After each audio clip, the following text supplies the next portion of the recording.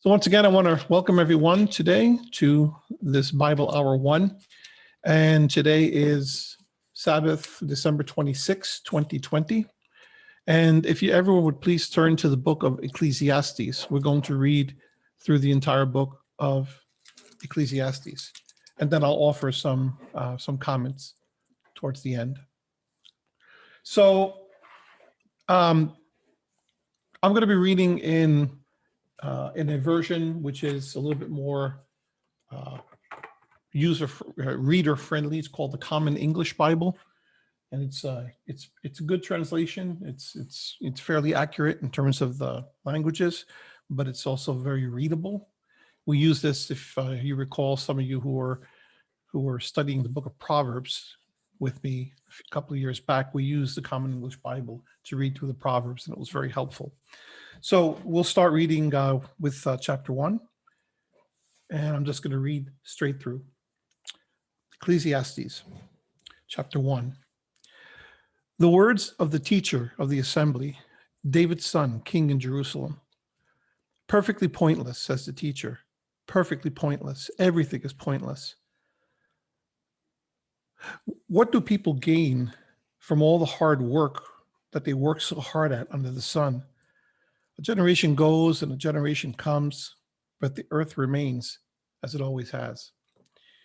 The sun rises, the sun sets, it returns panting to the place where it dawns. The wind blows to the south, goes around to the north, around and around blows the wind. The wind returns to its rounds again. All streams flow to the sea, but the sea is never full. To the place where the rivers flow, there they continue to flow. All words are tiring. No one is able to speak. The eye isn't satisfied with seeing, neither is the ear filled up by hearing. Whatever has happened, that's what will happen again. Whatever has occurred, that's what will occur again. There's nothing new under the sun. People may say about something, look at this, it's new, but it was already around for ages before us. There's no remembrance of things in the past, nor of things to come in the future. Neither will there be any remembrance among those who come along in the future. I am the teacher. I was king over Israel and Jerusalem. I applied my mind to investigate and to explore by wisdom all that happens under heaven. It's an unhappy obsession that Elohim has given to human beings. When I observed all that happens under the sun, I realized that everything is pointless, a chasing after wind. What's crooked can't be straightened. What isn't there can't be counted. I said to myself, look here, I've grown much wiser than any who ruled over Jerusalem before me. My mind has absorbed great wisdom and knowledge. But when I set my mind to understand wisdom and also to understand madness and folly, I realized that this too is just wind chasing. Remember, in much wisdom is much aggravation. The more knowledge, the more pain. Chapter 2. I said to myself, come, I'll make you experience pleasure, enjoy what is good. But this too is pointless. Merriment, I thought, is madness, pleasure of no use at all. I tried cheering myself with wine by embracing folly, with wisdom still guiding me until I might see what is really worth doing in the few days that human beings have under heaven. I took on great projects. I built houses for myself, planted vineyards for myself. I made gardens and parks for myself, planting every kind of fruit tree in them. I made reservoirs for myself to water my lush groves. I acquired male servants and female servants. I even had slaves born in my house. I also had great herds of cattle and sheep, more than any who preceded me in Jerusalem. I amassed silver and gold for myself, the treasures of kings and provinces. I acquired male and female singers for myself, along with every human luxury, treasure chests galore. So I became far greater than all who preceded me in Jerusalem. Moreover, my wisdom stood by me. I refrained from nothing that my eyes desired. I refused my heart no pleasure. Indeed, my heart found pleasure from the results of my hard work. That was the reward from all my hard work. But when I surveyed all that my hands had done and what I had worked so hard to achieve, I realized that it was pointless. A chasing after wind. Nothing is to be gained under the sun. My reflections then turned to wisdom, madness, and folly. What can the king's heir do but what has already been done? I saw that wisdom is more beautiful than folly, as light is more beneficial than darkness. The wise have eyes in their head, but fools walk around in darkness. But I also realized that the same fate happens to both of them. So I thought to myself, what happens to the fool will also happen to me. So why have I been so very wise? I said to myself, this too is pointless. There is no eternal memory of the wise any more than the foolish, because everyone is forgotten before long. How can the wise die just like the fool? So I hated life, because the things that happen under the sun were troublesome to me. Definitely, everything is pointless, just wind chasing. I hated the things I worked so hard for here under the sun, because I will have to leave them to someone who comes after me, and who knows whether that one will be wise or foolish. Either way, that person will have control over the results of all my hard work and wisdom here under the sun. That too is pointless. I then gave myself up to despair as I thought about all my laborious hard work under the sun, because sometimes those who have worked hard with wisdom, knowledge, and skill must leave the results of their hard work as a possession to those who haven't worked hard for it. This too is pointless. It's a terrible wrong. I mean, what do people get for all their hard work and struggles under the sun? All their days are pain, and their work is aggravation. Even at night, their hearts don't find rest. This too is pointless. There's nothing better for human beings than to eat, drink, and experience pleasure in their hard work. I also saw that this is from Elohim's hand. Who can eat and find enjoyment otherwise? Because Elohim gives wisdom, knowledge, and joy to those who please Elohim. But to those who are offensive, Elohim gives the task of hoarding and accumulating, but only so as to give it all to those who do please Elohim. This too is pointless in the chasing after wind. Chapter 3.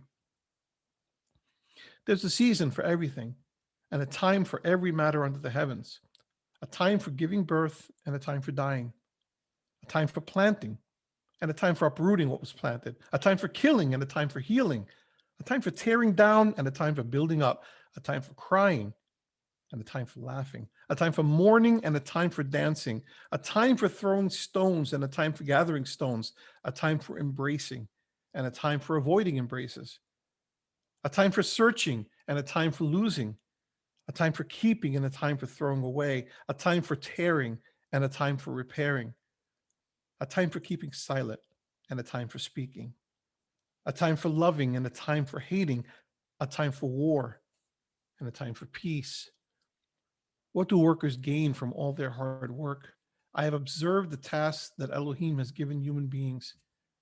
Elohim has made everything fitting in its time, but has also placed eternity in their hearts without enabling them to discover what Elohim has done from beginning to end. I know that there's nothing better for them but to enjoy themselves and do what's good while they live. Moreover, this is the gift of Elohim, that all people should eat, drink, and enjoy the results of their hard work. I know that whatever Elohim does will last forever. It's impossible to add to it or take away from it. Elohim has done this so that people are reverent before him. Whatever happens has already happened, and whatever will happen has already happened before. And Elohim looks after what is driven away. I saw something else under the sun. In the place of justice, there was wickedness. And in the place of what was right, there was wickedness again. I thought to myself, Elohim will judge both righteous and wicked people, because there's a time for every matter and every deed. I also thought, where human beings are concerned, Elohim tests them to show them that they are but animals, because human beings and animals share the same fate. One dies just like the other. Both have the same life breath. Humans are no better off than animals, because everything is pointless. All go to the same place. All are from the dust. All return to the dust. Who knows if a human being's life breath rises upward while an animal's life breath descends into the earth? So I perceived that there was nothing better for human beings but to enjoy what they do, because that's what they're allotted in life. Who really is able to see what will happen in the future? Chapter 4. When I next observed all the oppressions that take place under the sun, I saw the tears of the oppressed, and they have no one to comfort them. Their oppressors wield power, but they have no one to comfort them. So I declare that the dead who have already died are more fortunate than the living who are still alive. But happier than both are those who have never existed, who haven't witnessed the terrible things that happen under the sun. He's a really cheerful guy, isn't he? I just had to insert that comment. Don't worry, there's a point to all this. Hang in there. I also observed, verse 4, that people work hard and become good at what they do only out of mutual envy. This too is pointless, just wind chasing. Fools fold their hands and eat their own flesh, but better is resting with one handful than working hard for two fistfuls and chasing after wind. Next, I saw under the sun something else that was pointless. There are people who are utterly alone, with no companions, not even a child or a sibling, yet they work hard without end, never satisfied with their wealth. So for whom am I working so hard and depriving myself of enjoyment? This too is pointless and a terrible obsession. Two are better than one because they have a good return for their hard work. If either should fall, one can pick up the other.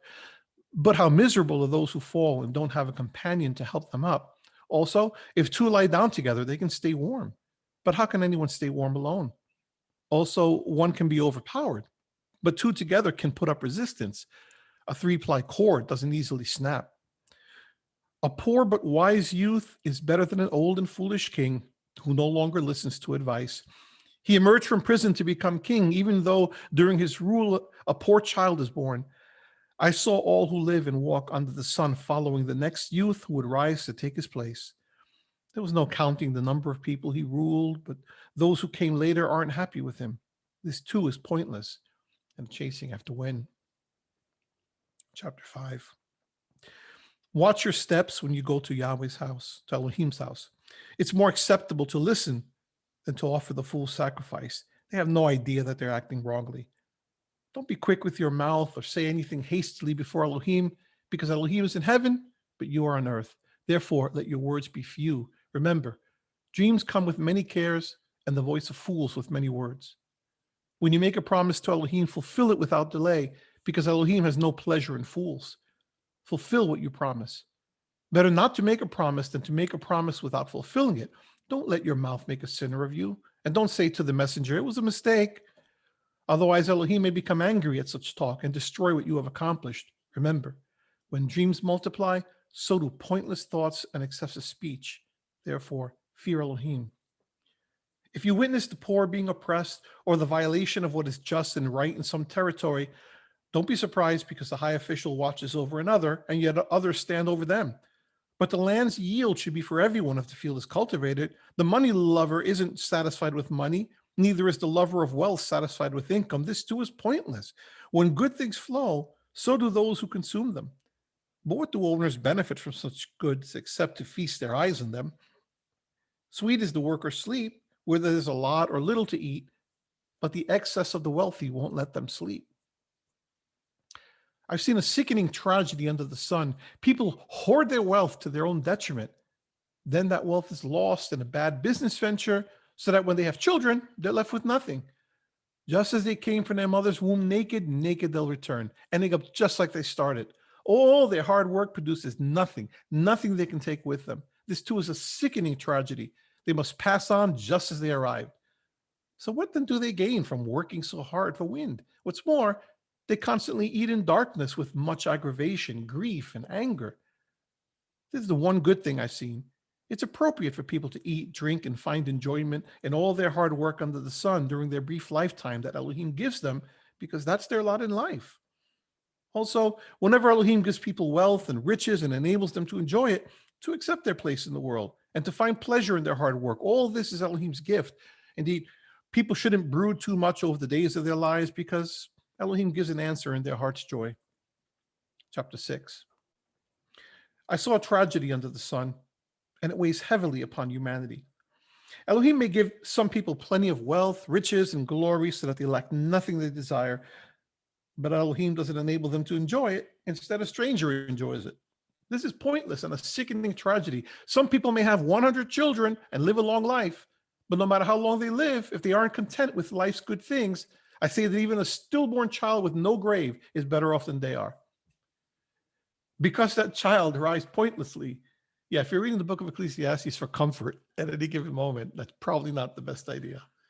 Verse 4, because that child arrives pointlessly, then passes away in darkness. Darkness covers its name. It hasn't seen the sun or experienced anything, but it has more peace than those who live 1,000 years twice over, but don't enjoy life's good things. Isn't everyone heading to the same destination? All the hard work of humans is for the mouth, but the appetite is never full. What advantage do the wise have over the foolish? Or what do the poor gain by knowing how to conduct themselves before the living?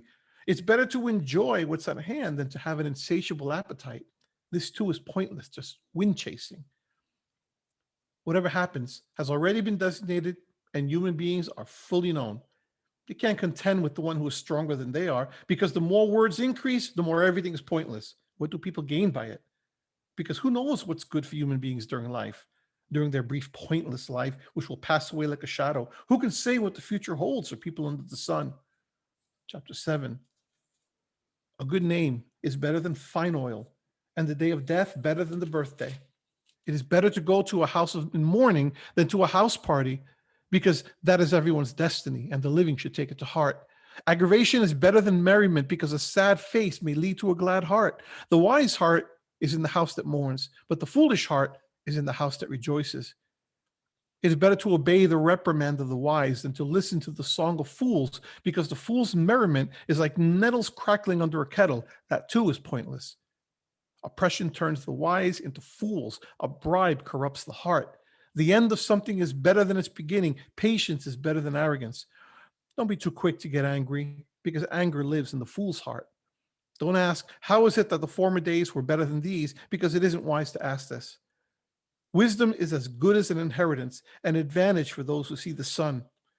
Wisdom's protection is like the protection of money. The advantage of knowledge is that wisdom preserves the lives of its possessors. Consider work. Who can straighten when Elohim is made crooked? When times are good, enjoy the good. When times are bad, consider. Elohim has made the former as well as the latter, so that people can't discover anything that will come to be after them. I've seen everything in my pointless lifetime. The righteous person may die in spite of their righteousness.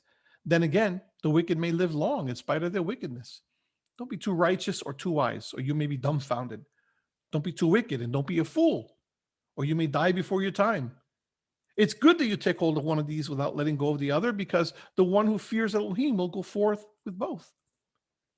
Wisdom makes a wise person stronger than 10 rulers who are in a city. Remember, there's no one on earth so righteous as to do good only and never make a mistake. Don't worry about all the things people say so you don't hear your servants cursing you. After all, you know that you often cursed others yourself. I tested all of this by wisdom. I thought I will be wise, but it eluded me. All that happens is elusive and utterly unfathomable. Who can grasp it? I turned my mind to know, to investigate, and to seek wisdom, along with an account of things, to know that wickedness is foolishness and folly is madness. I found one woman more bitter than death, she who is a trap, her heart a snare, her hands shackles. Anyone who pleases Elohim escapes her, but a sinner is trapped by her. See, this is what I found, says the teacher, examining one matter after another to account for things. But there's something that I constantly searched for but couldn't find. I found one man among 1,000, but I couldn't find a woman among any of these. See, this alone I found. Elohim made human beings straightforward, but they search for many complications. Chapter 8, who is wise? And who knows the meaning of anything? A person's wisdom brightens the expression. It changes the hardness of someone's face. Keep the king's command as you would keep a solemn pledge. Don't be dismayed. Leave his presence. Don't linger in a harmful situation, because he can do whatever he wants. Because the king's word has authority, no one can say to him, what are you doing? Whoever keeps a command will meet no harm, and the wise heart knows the right time and the right way, because there's a right time and right way for every matter. But human misfortunes are overwhelming, because no one knows what will happen, and no one can say when something might happen. No one has control over the life breath to retain it, and there's no control over the day of death. There's no release from war, and wickedness won't deliver those who practice it. I observed all of this as I paid attention to all that happens under the sun. Sometimes people exercise power over each other to their detriment. Then I saw the wicked brought to their graves, with people processing from a holy place, while those who lived honestly were neglected in the city. This too is pointless. The condemnation for wicked acts isn't carried out quickly. That's why people dare to do evil. Wrongdoers may commit 100 crimes, but still live long lives. But I also know that it will go well for those who fear Elohim, for those who are reverent before Elohim. But it will not go well for the wicked. They won't live long at all because they aren't reverent before Elohim. I'll just interrupt myself here to explain that most of what Kohelet is saying, Ecclesiastes, Kohelet, he's saying as a means of observation. I saw this, I saw this, I saw this. Notice the difference when he says, I saw this, but I know this, right? Because it makes a difference to the interpretation, right? In other words, when he sees things, this is what he's being motivated by experience, right? But it's deceptive, you see, because there's another part of this which he knows.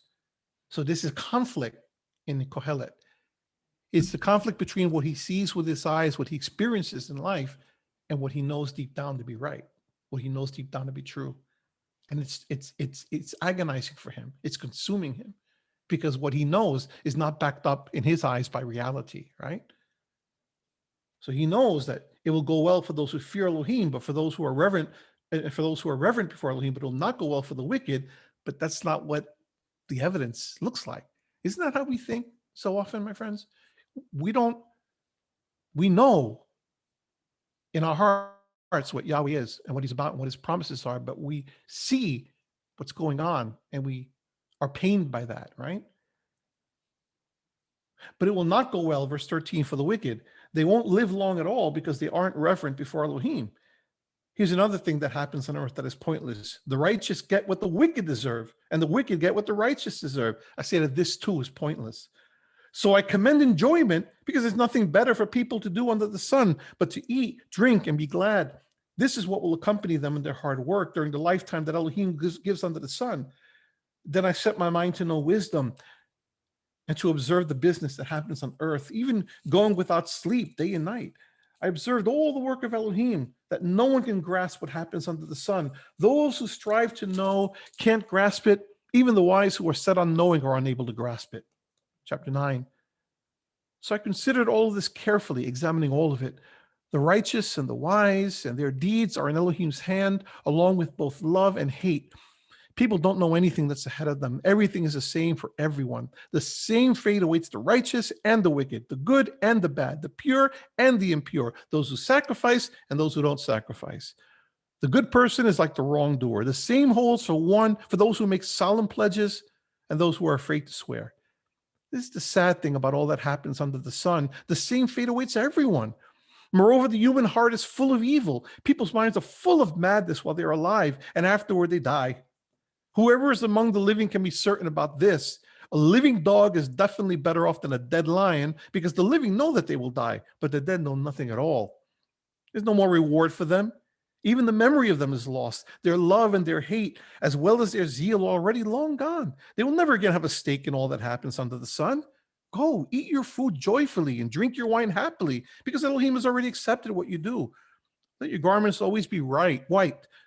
Don't run short of oil for your head. Enjoy life with your dearly loved spouse all the days of your pointless life that Elohim gives you under the sun, all the days of your pointless life, because that's your part to play in this life and in your hard work under the sun. Whatever you are capable of doing, do with all your might, because there's no work, thought, knowledge, or wisdom in the grave, which is where you are headed. I also observed under the sun that the race doesn't always go to the swift, nor the battle to the mighty, nor food to the wise, nor wealth to the intelligent, nor favor to the knowledgeable, because accidents can happen to anyone. People most definitely don't know when their time will come. Like fish tragically caught in a net, or like birds trapped in a snare, so are human beings caught in a time of tragedy that suddenly falls to them. I also observed the following example of wisdom under the sun. It impressed me greatly. There was a small town with only a few residents. A mighty king came against it, surrounded it, and waged a terrible war against it. Now there lived in that town a poor but wise man who saved everyone by his wisdom. But no one remembered that poor man. So I thought wisdom is better than might, but the wisdom of commoners is despised and their words aren't heeded. The calm words of the wise are better heeded than the racket caused by a ruler among fools. Wisdom is better than weapons of war, but one incompetent person destroys much good. Chapter 10. As dead flies spoil the perfumer's oil, so a little folly outweighs wisdom and honor. The mind of the wise tends towards the right, but the mind of the fool toward the left. Fools lack all sense even when they walk down the street. They show everyone that they're fools. If a ruler's temper rises against you, if a ruler's temper rises against you, don't leave your post, because calmness alleviates great offenses. There's an evil that I have seen under the sun, the kind of mistake that comes from people in power. Fools are appointed to high posts, while the rich sit in lowly positions. I've seen slaves on horseback, while princes walk on foot like slaves. Whoever digs a pit may fall into it, and whoever breaks through a wall may be bitten by a snake. Whoever quarries stones may be injured by them. Whoever splits logs may be endangered by them. If an axe is dull and one doesn't sharpen it first, then one must exert more force. It's profitable to be skillful and wise. If a snake bites before it's charmed, then there's no profit for the snake charmer. Words from a wise person's mouth are beneficial, but fools are devoured by their own lips. Fools start out talking foolishness and end up speaking awful nonsense. Fools talk too much. No one knows what will happen. No one can say what will happen in the future. The hard work of fools tires them out because they don't even know the way to town. Too bad for you, land whose king is a boy and whose princes feast in the morning. Happy is the land whose king is dignified and whose princes feast at the right time for energy, not for drunkenness. Through laziness, the roof sags. Through idle hands, the house leaks. Feasts are made for laughter. Wine cheers the living, and money answers everything. Don't curse a king, even in private. Don't curse the rich in your bedroom, because a bird could carry your voice. Some winged creature could report what you said. Chapter 11. Send your bread out on the water, because in the course of time you may find it again. Give a portion to 7 people, even to 8. You don't know what disaster may come upon the land.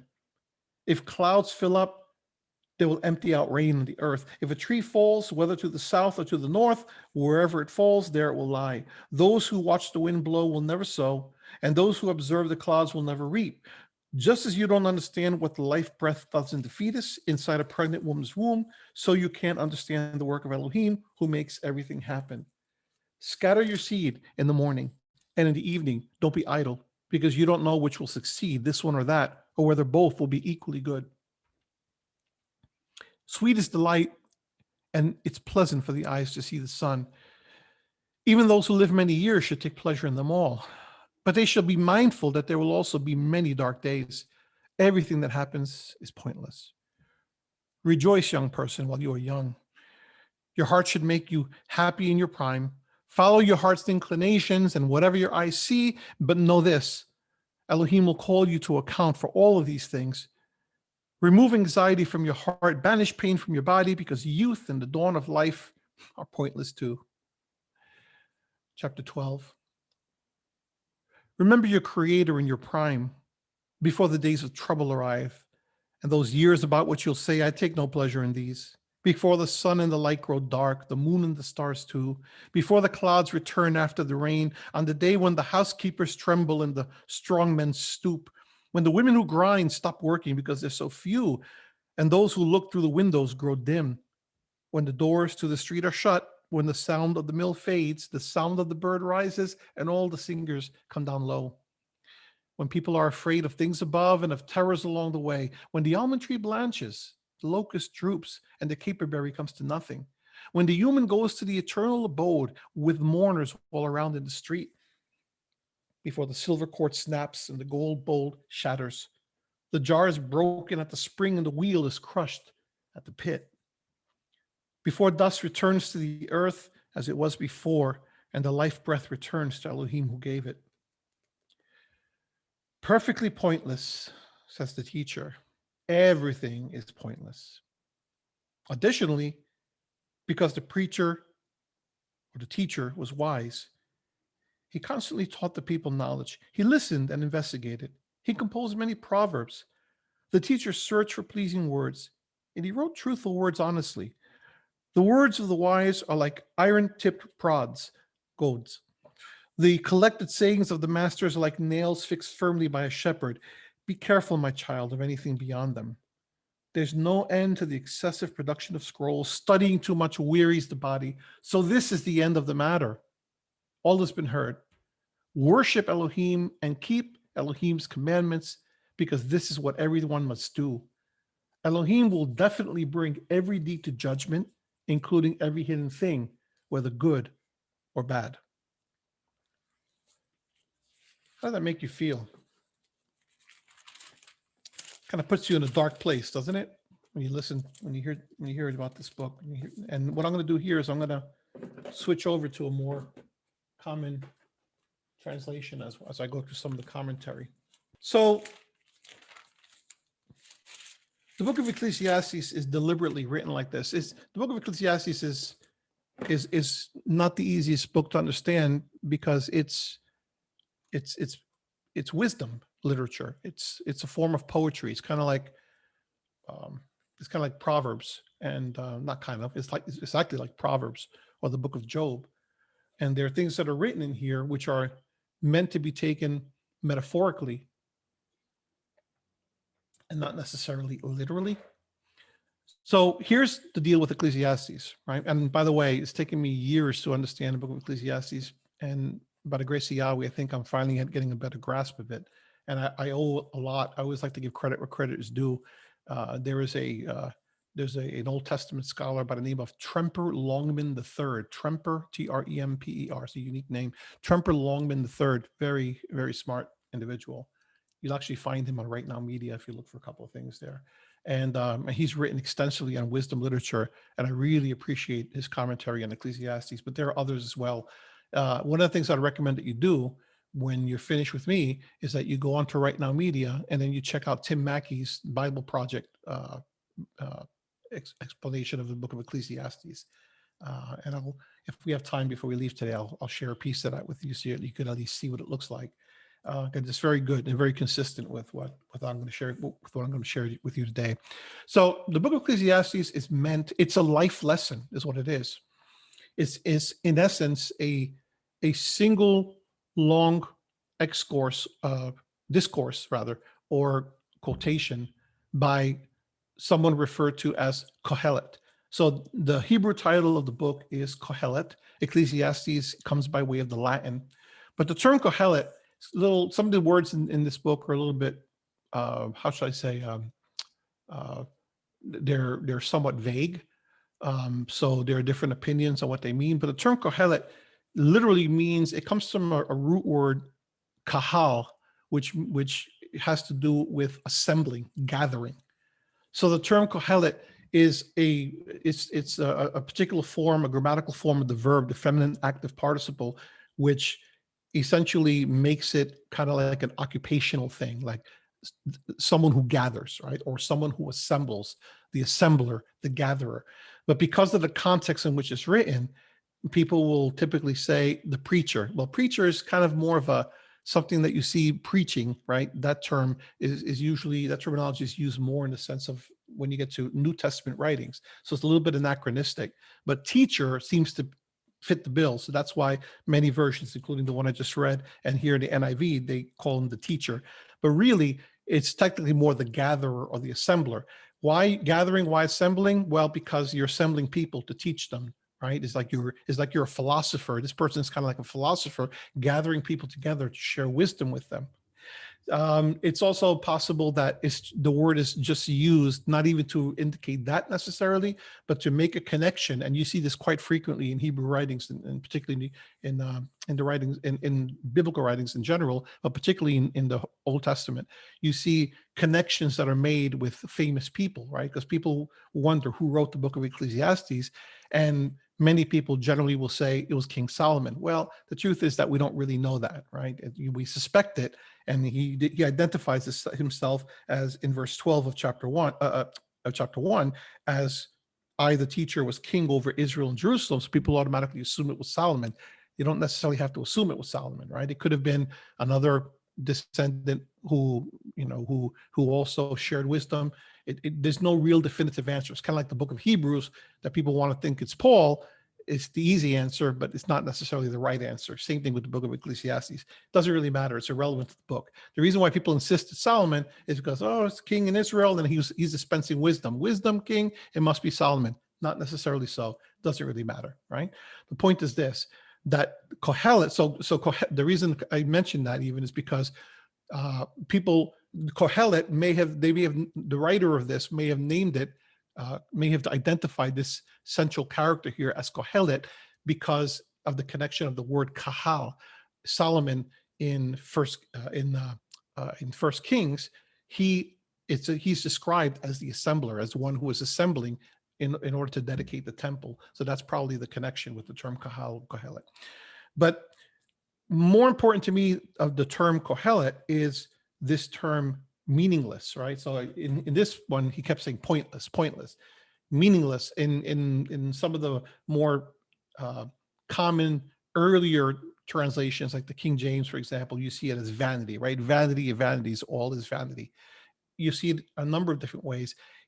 The word is a little bit difficult to translate for a number of reasons, but the word is the word Hebel, you might write that Hebel or Hevel, Hevel. And the word Hevel, it implies something that's like smoke, right? It's something that's like a whisper or like a vapor, right?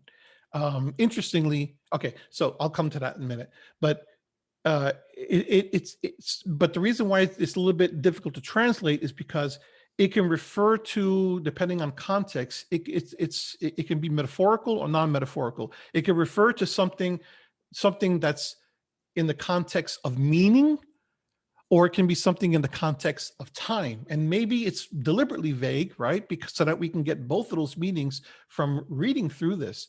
What do I mean by that?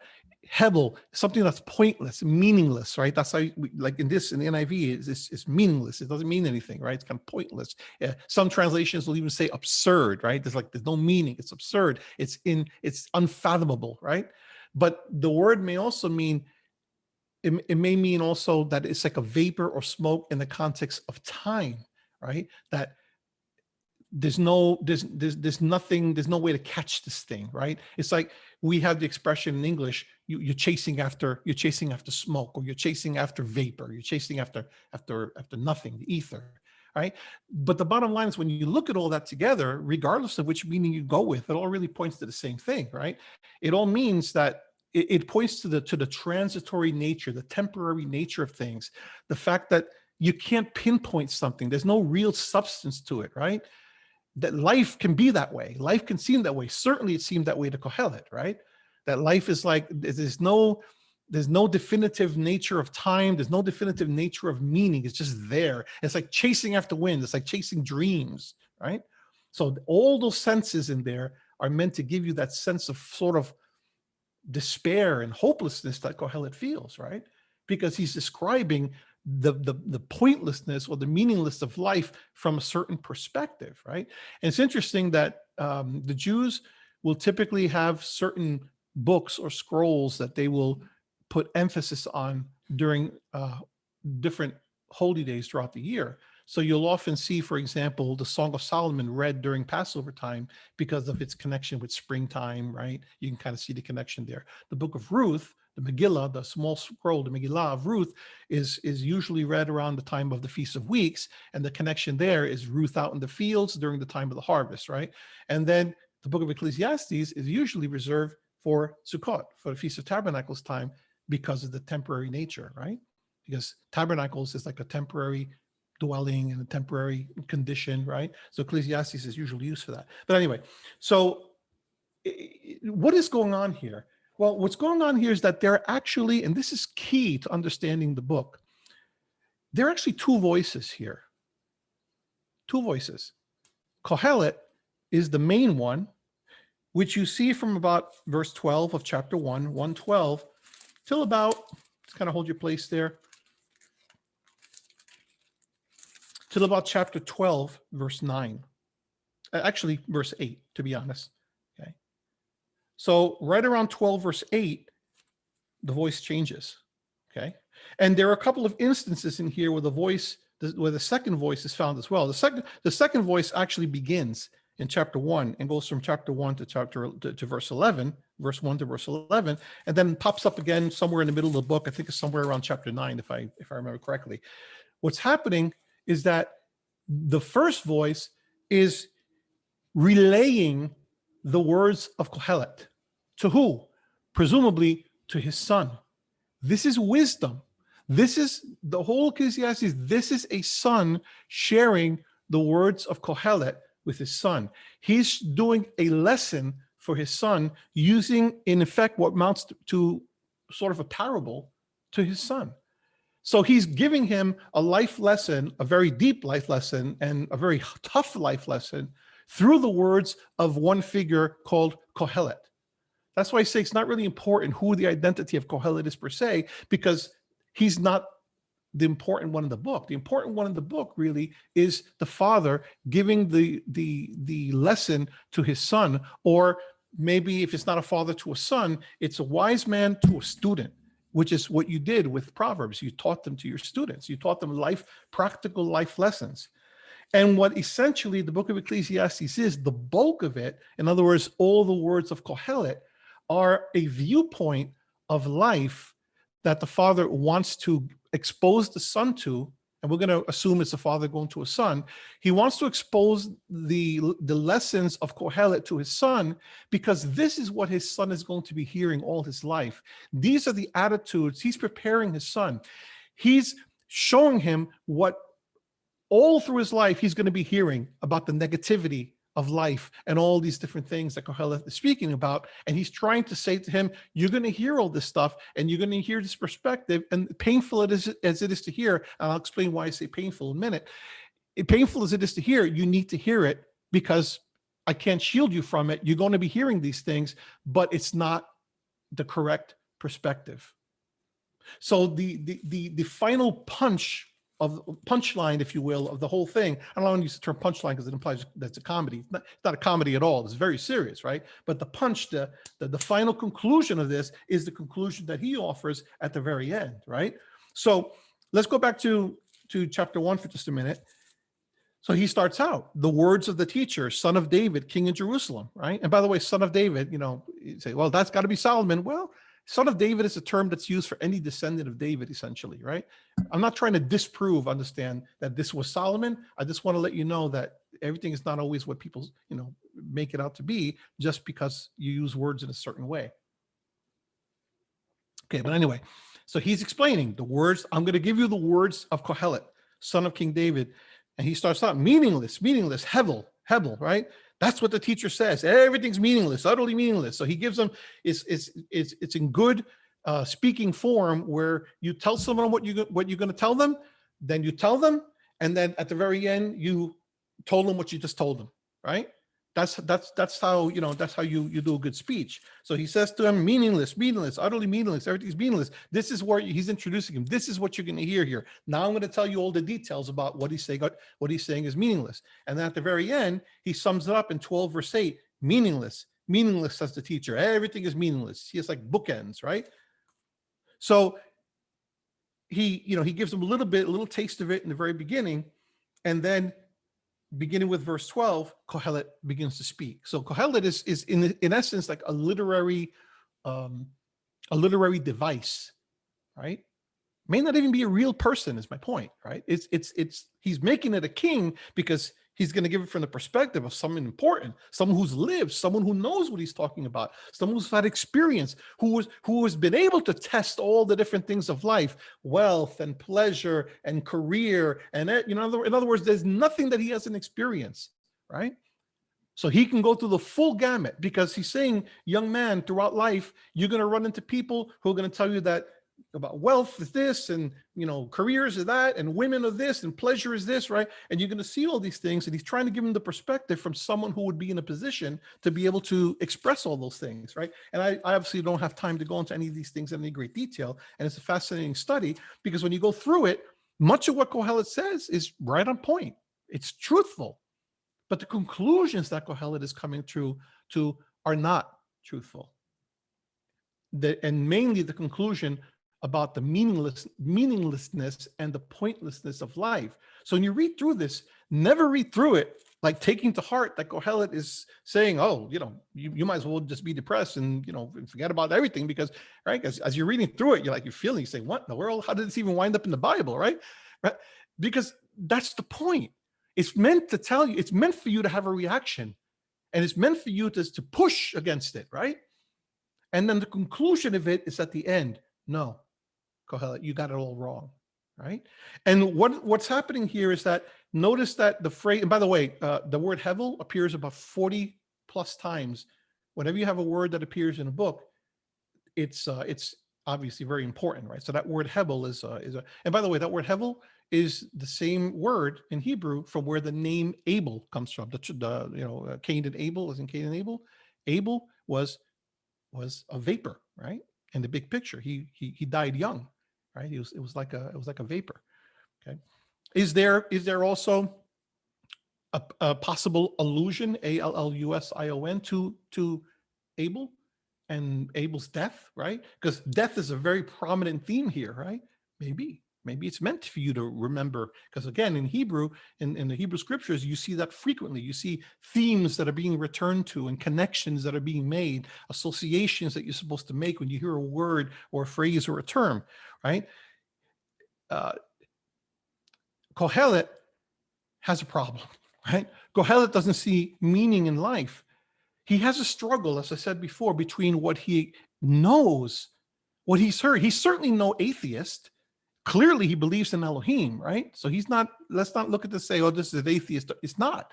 This is a religious person. It's worse than the possibility of this being an atheist. This is a person who believes in Elohim. But that belief is very sorely misplaced because he's seen so much with his eyes that he's taken in the experience with his eyes, observation, and he's made his conclusions over and above what he knows, which is the spiritual aspect. So it's like, it's painful. It's like, it's trying to pop through, right? You see it every few verses. So he says, but I know that Elohim is like, it's like a person it's like they're having a conversation with themselves back and forth, like a Jekyll and Hyde type of thing, right? Where he's saying, oh, this is all meaningless. And then all of a sudden hope springs up. But I really know that Elohim is there, that there's going to be justice someday and whatever, but and then he talks himself out of it. But that's not what my eyes see. No. It's all pointless, all meaningless. You can hear the frustration in his voice. You can see the conflict, you see.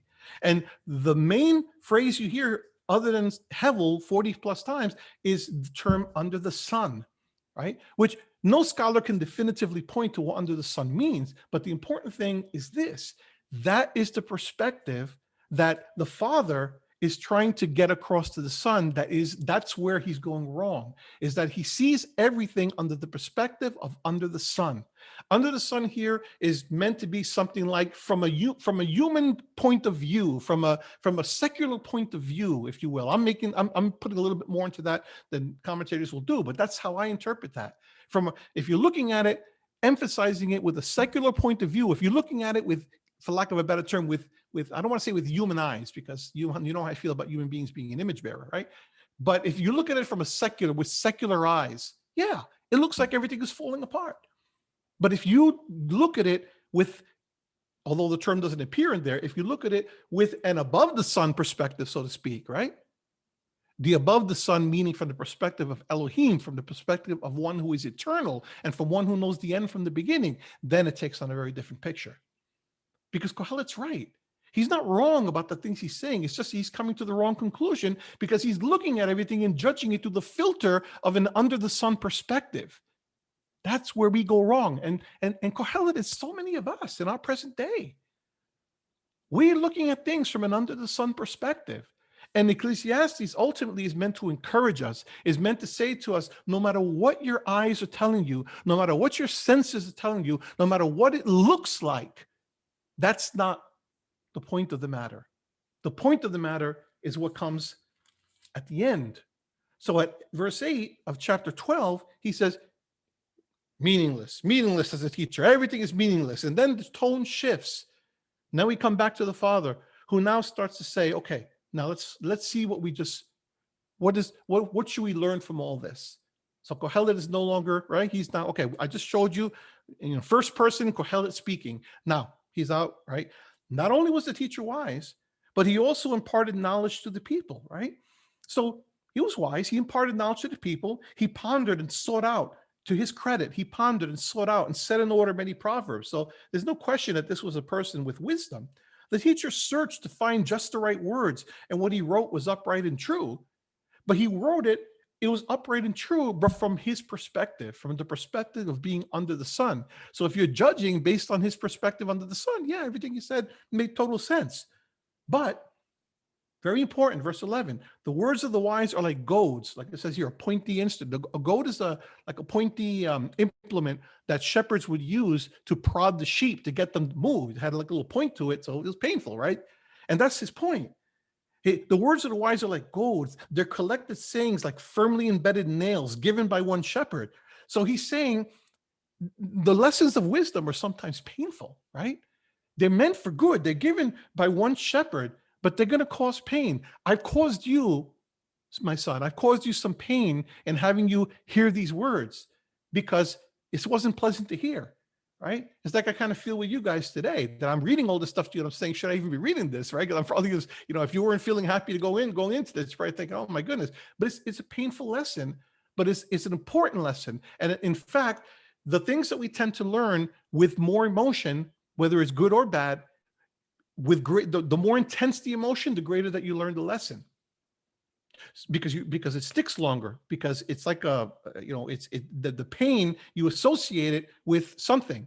But what he wants ultimately for this young man to associate that pain with is these are hard life lessons, but there's a greater point to be made here.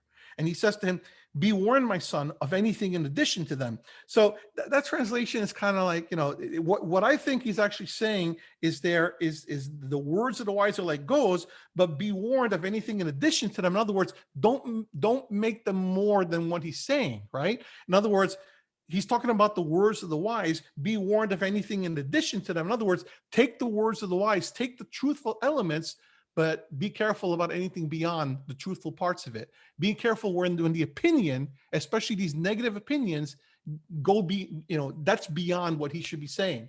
He's giving you too much information that's not true. He's superseding the wise stuff and going to opinions that are not so wise. So be warned of that, right?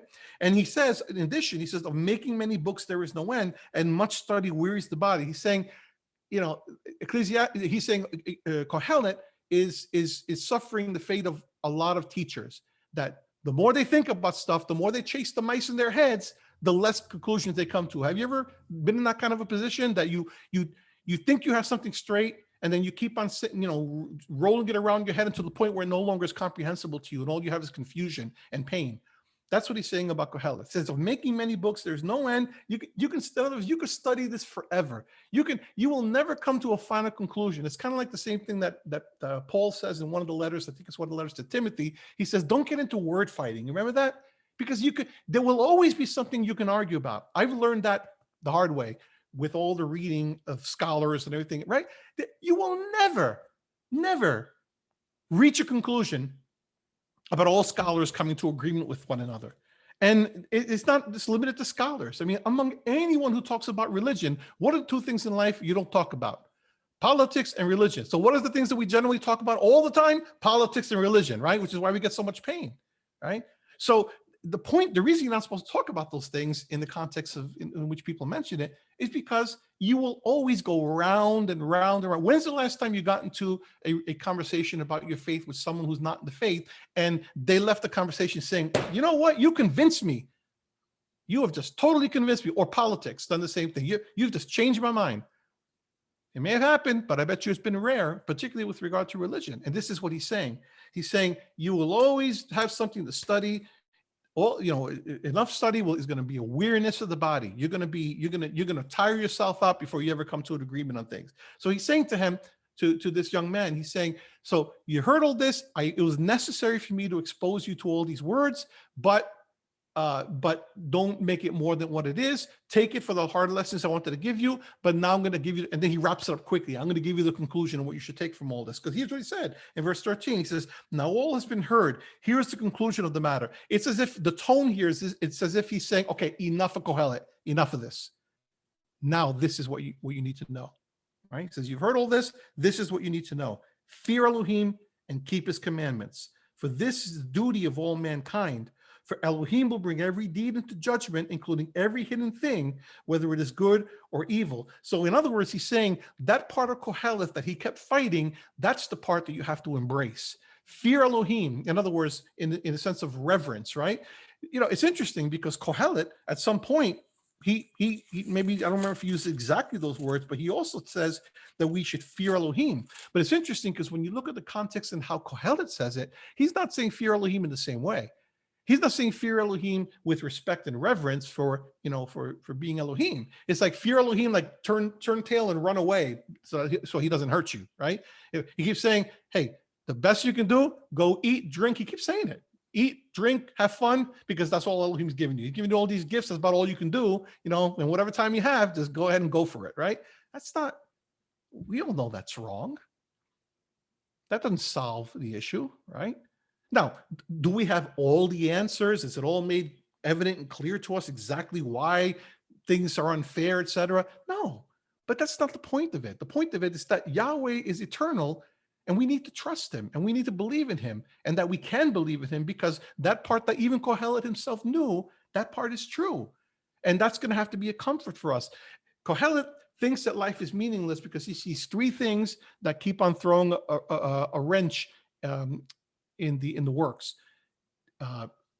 One of them is injustice. One of them is time, right? That Elohim is like, in his mind, Elohim is like wishy-washy with time. He puts eternity in your heart, but then he doesn't let you know when this is going to happen and when that's going to happen. He doesn't tell you from the end, from the beginning, etc. Right? Well, yeah, but he's Elohim. He's not going to do that. Injustice and all these disparities between the good and the evil. So what's the point of doing all this good if the evil are going to, you know, get either gain your wealth or they're going to, you know, everyone's treated the same way, right? And then the big one he keeps returning to again and again, almost to the point of obsession, is death, right? Death here, death there. He's dwelling so much on death that he's not really remembering that Yahweh is the Elohim of life, and that ultimately it's life that's going to prevail, you see. And that's what the father here is trying to communicate to his son, is that life, right? Elohim will bring every deed into judgment. He's talking about a future judgment. The thing that Kohelet says is not happening, he's saying it's going to happen.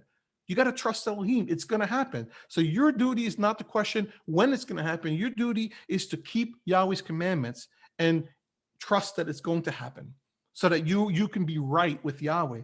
And this is very much along the message of the gospel message, the message that Yahweh is going to put everything right. He's going to bring justice into the world. You see that everywhere. I saw it today. We were doing our worship service, and I saw it in Psalm 111. Listen to Psalm 111. There's nothing in any of the scriptures here that doesn't hook and tie in with one another in some way, shape, or form. Psalm 111 says, praise Yahweh. I will extol Yahweh with all my heart in the council of the upright and in the assembly. I thought it's kind of interesting, you know, that in the assembly, right? Great are the works of Yahweh. They are pondered, they thought about by all who delight in them.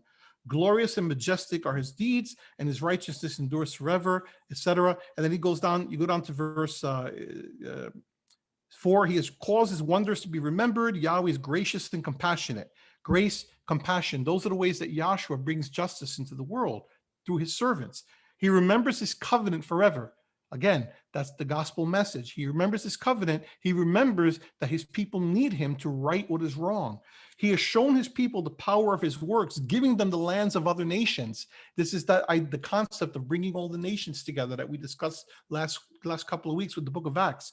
The works of his hands are what? Faithful and just. Faithful, he's going to do it like the young man is being told. It's going to happen, and just. He's going to bring justice.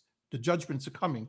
All his precepts are trustworthy. They're established forever and ever. Eternity, time is in there. Enacted in faithfulness and uprightness. He provided redemption for his people. That's a foretaste of Yahshua and his redemption. He ordained this covenant forever. Holy and awesome is his name. And look at this. The fear of Yahweh is the beginning of wisdom. All who follow his precepts with good understanding. Ties right into Proverbs, ties right into Ecclesiastes. And on we could go, right? So going back to, and I'm bringing this to a close here. What else here? Oh, Interesting too, and this is something I got from Tremper Longman, which I had never seen. It's interesting how this language that's used here, more than one commentator has pointed to how this points to the scriptures, how it points to the Tanakh, to what we call the Old Testament, the Hebrew Bible, right? He says, "Fear Elohim and keep His commandments." The fear Elohim, that points to the wisdom, right? To the part of the Tanakh, Torah, Nevi'im, Ketuvim, that is the writings, the Ketuvim. That's Psalms, Proverbs, Ecclesiastes. Fear and keep His commandments points to the Torah, right? And then for Elohim will bring every deed into judgment, including every hidden thing. This is as the prophets used to speak about the future in relation to the covenant, in relation to the Torah, right? So it's as if he's almost as if he's saying, it's consistent with this message: fear Elohim and keep His commandments, keep His word, right? Because the Tanakh, that's what's going to keep you, that Bible, that scripture, that's what's going to keep you grounded. Whereas all these other things he's been looking at, wealth and success and pleasure, right? All of those things are what? They're hevel. Of course they're hevel, because they're transitory, they're temporary, whereas Yahweh's word is firm, it's sure. And everything else will fall away, but Yahweh's word will never pass away, right? And there's more that I could say about it, but that's the long and short of it. Okay.